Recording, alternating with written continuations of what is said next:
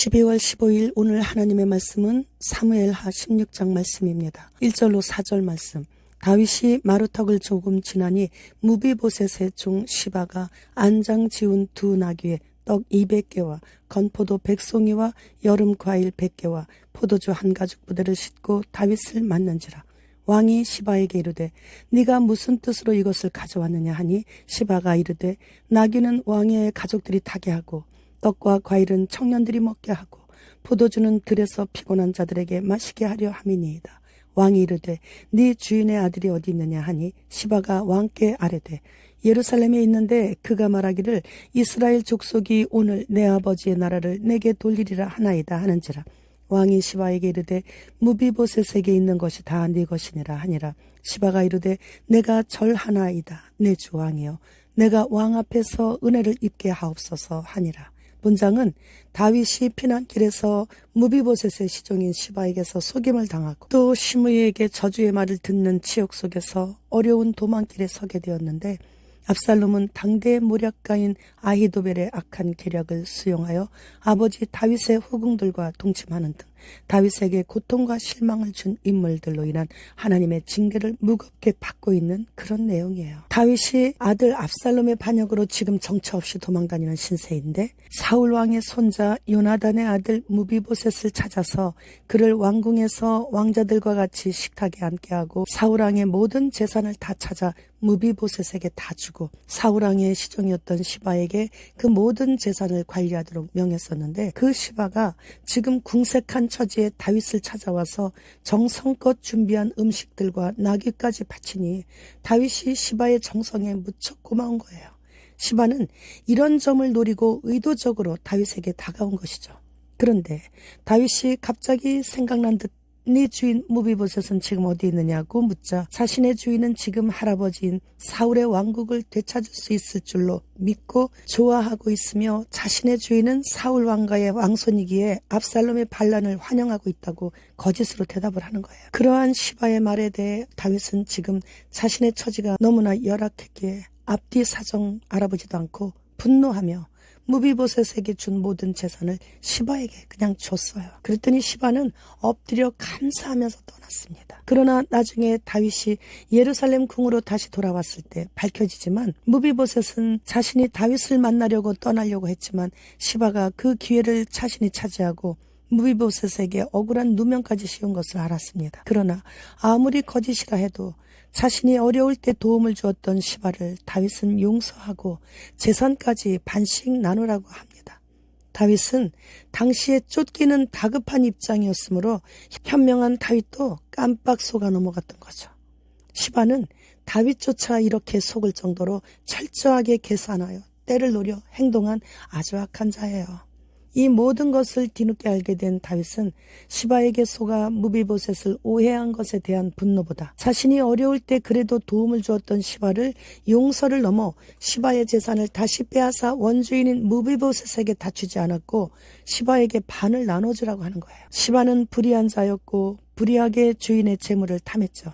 그러나 이 모든 것을 다 알게 된 다윗이 그래도 시바에게 벌을 주지 않고 재산도 무비보셋에게 다시 돌려주지 않고 시바에게 반을 준 것을 볼 때 비록 시바가 불의한 재물로 친구를 사귀는 자였지만 다윗이 어려울 때 위로와 힘이 되어준 것이 더 크게 와닿았던 것이죠. 땅의 왕도 그러한데 우리가 깨끗한 재물로 가난한 자에게 필요한 것을 제공해주고 감옥에 억울하게 갇힌 자에게 찾아가서 영치금 넣어주며 위로해주고 힘들게 오르막길을 오르고 있는 노인을 도와드릴 때 하나님께서 얼마나 기뻐하실까를 알게 되죠.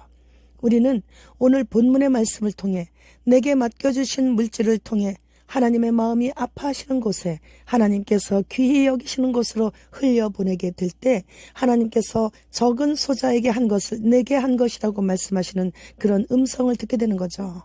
그리고 세상에서 사는 동안 천한 자들에게 천대받지 않고 살아갈 수 있는 신나는 인생길로 인도해 주십니다. 북한은 지난번 팬데믹 때 북한 권력층들은 국경을 다 봉쇄하여 다 굶어 죽어가면서도 흰신을 자신들도 안 신고 백성들도 안 신겼어요.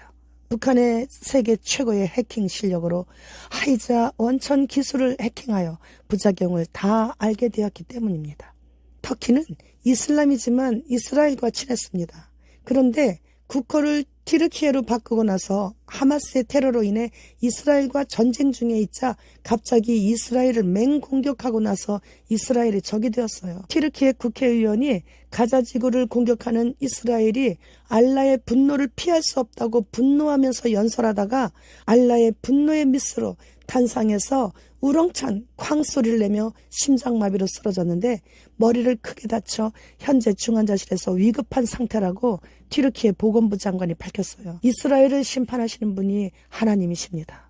이방인들이 이스라엘을 아무것도 아닌 초승달 신인 알라의 이름으로 이스라엘을 저주하자 바로 회복 불가능한 상태가 되어버리는 것을 눈으로 보게 된 거예요. 하나님께서는 이스라엘을 건드리는 자들이나 국가를 징계하십니다. 하나님께서는 이스라엘이 아무리 지금 죄 가운데 있다 할지라도 하나님께서 직접 건드세요. 그래서 이스라엘을 이렇게 이방인들이 건드리는 그런 나라나 개인은 바로 주님께서 직접 징계하시는 거죠. 그렇다면 이스라엘을 사랑하고 축복하는 자들이나 국가는 축복해 주시고 계신다는 것을 현재 우리나라를 보면서 알고 있죠. 이웃 나라들 중 평안한 나라가 단 한 나라도 없습니다. 바로 아랫나라 일본은 지진과 화산으로, 그리고 죽은 정어리떼가 바다를 덮고 있고, 바로 윗나라 중국은 성경에 나오는 모든 재앙이란 재앙은 다 받고 있고, 북한은 동족이지만 지도자 한 사람이 예수님을 미워하니까 굶어 죽어가면서도 죄도 아닌 것을 죄라고 정해놓고 그냥 공개 처형과 수용소로 가고 있고, 유럽은 이민자들인 무슬림들의 무질서로 인해 대낮에도 거리를 활보할 수 없어요.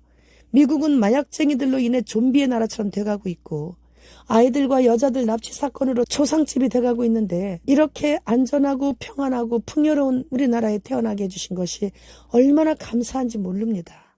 이 한 가지만으로도 감사밖에 드릴 게 없어요. 그런데도 주님께 뭐가 부족해요, 뭐가 힘들어요, 그러면 안 되는 거예요. 제가 전도할 때 예수님께서 숨 쉬는 공기를 만들어서 우리에게 공급해 주시지 않으시면 숨을 쉴 수 있는 사람이 한 명도 없다. 다 죽는다. 그런데도 그걸 만들어주시는 예수님께 별 관심도 없어 한다면 하나님께서 만드신 공기를 마시지 말든지 숨 한 번 쉴 때마다 돈을 내든지 해야 되는데, 지금 들어서 알고 있으면서도 아직도 예수님 안 믿겠다고 그렇게 말한다면, 그리고 그렇게 생각하면서 공기를 들이마시면서 지금도 숨을 쉰다면 그 사람은 배신자예요. 그렇게 외쳐요. 그러면 누구도 반박도 못해요. 그리고 제 눈과 마주치지 않기 위해서 무슨 빚쟁이처럼 다른 쪽으로 막 눈도 돌리고 고개도 돌리고 그래요. 마찬가지로 자기가 열심히 노동만 하면 풍요로운 생활을 할 수 있는 이러한 좋은 나라에서 살면서 주님 다시 오시기를 기다린다고 하면서 뭐가 부족해요, 뭐가 없어요 막 이러면서 불평불만한다면 그 사람은 배신자인 거예요. 우리는 그 어떠한 환경에서도 주님께 감사해야만 되는 그러한 족속입니다. 그래서 우리는 이렇게 평안하고 안전한 가운데 주님께서 우리를 보호하시고 계실 때 이스라엘을 위해서 기도를 많이 해야 돼요. 저 이스라엘이 지금 너무나도 어려운 환경 속에 있는데 지금 예수님을 만날 수 있게 해달라고 기도로 도와야 돼요. 구독자님께서 보내주신 글에서 경건한 아르멜르 니콜라스라는 여인은 17세기 프랑스의 농부의 아내였는데, 그녀는 하나님이 나를 세상에 보내신 유일한 목적은 오로지 하나님만 사랑하라는 것이었다고 늘 고백을 했다고 합니다. 우리를 이 땅에 보내신 하나님의 유일하신 목적은 오로지 하나님만 사랑하며 찬송을 올려드리며 감사라고 보내주신 것이라는 것을 잊지 말아야 해요. 주님 곧 오십니다. 마라나타.